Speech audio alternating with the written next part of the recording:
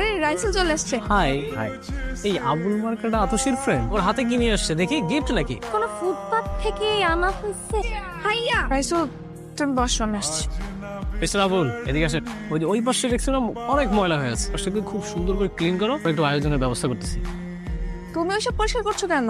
ময়লা ছিল তো তাই পরিষ্কার করতেছি। আশ্চর্য, ওটা পরিষ্কারই আছে। চলো সবাই মিলে একটা গ্রুপ ছবি তুলি। এই তুমি এখানে কি করো? ও কোথা থেকে বসতি এটা খেয়াল এসে পুরো ছবিটা নষ্ট করে দিবে। ওর শরীর থেকে দুর্গন্ধ আসতেছে। বাবা থামাও ওনাকে, ও কোথায় গেল? এই স্বার্থপর দুনিয়ায় টাকা ছাড়া চলো অনেক কঠিন। না আছে আমার কাছে ভালোবাসা, না আছে টাকা। ভালোবাসার মানুষ আর টাকা যদি জীবনে না থাকে, জীবনটাকে কি করো? আমি ছাড়া যে আমার মার এই দুনিয়ায় কেউ নেই। যারে ফোন করছেন তারে কারা জানি গুলি করে চলে গেছে। লাশের পাশে কি কোনো সুটকেস হ্যাঁ আছে তো। গাবতলির বসির পাচারে যে দিয়ে আসবি, আমি 5 লাখ টাকা দিব। পারবো